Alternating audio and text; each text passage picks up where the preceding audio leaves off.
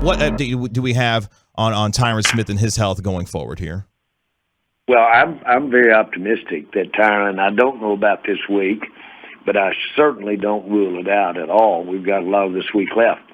But for the longer haul being the remainder of the season and into the playoffs, I'm very optimistic. And, of course, there's no one more incrementally valuable to us than Tyron Smith.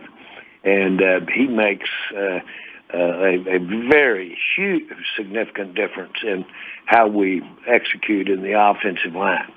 The offensive line, frankly, because you have to think of it as a unit.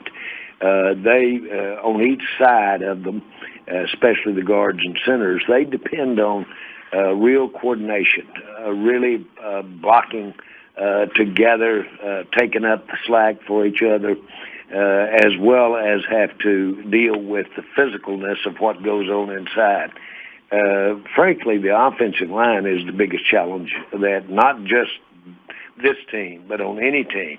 The consistency, the ability to play this game and not have penalties, as well as be powerful and be physical, those combination of things, in my mind, make it the toughest job to coach as well as play. How do you look at, with Tyron and the position of left tackle, with his injury history and basically not having, played a full healthy season in like 5-6 years? How do you prepare for that and like going into next offseason? Like, are you preparing that, hey, we need to get a good backup in here, or just keep it kind of status quo with Tyron and his health issues? This is being reasonable. I'll take all we can get of Tyron and don't want any time without it if we can get it. So that means that you'll deal with the fact that he's had times when he was down. Having said that, you've got to put an emphasis on position flex, which means a tackle that can go both ways or tackles. Notice in COVID, we got to add for an active player, an extra player, and it had to be an offensive lineman. And the reason for that is those flex guys that can play 2 or 3 positions weren't enough in this COVID period of time. You need the extra help there. So it's recognized that the swing tackle, the guys that can come in for these tackles when you don't have one, are a critical position. And that's the way we'll address Tyron as we go forward. Just make sure we're good at swing tackle. It's the Jerry Jones Show right here on Shan and RJ right here on 105.3 The Fan. Jerry, talking about this defense that's been playing extremely well, 31 takeaways, tied for first in the NFL with the Indianapolis Colts.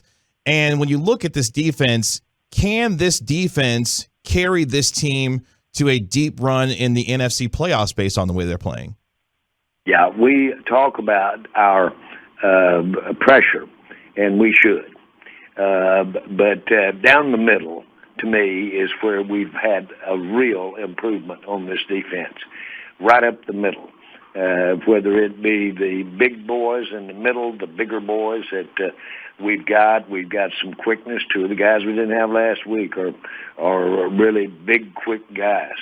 But then what we've done with the uniqueness of our defense relative to using the linebacker that in fact would be traditionally a big safety, but yet have enough pop to be able to be up there close to the line and make the linebacker tackle, yet cover at the same time. And to be able to utilize that and have the numbers of safety types that we have out there is real unique. And we're taking advantage of it. And hats off to Dan Quinn, hats off to Mike. This has been a huge difference in our team this year.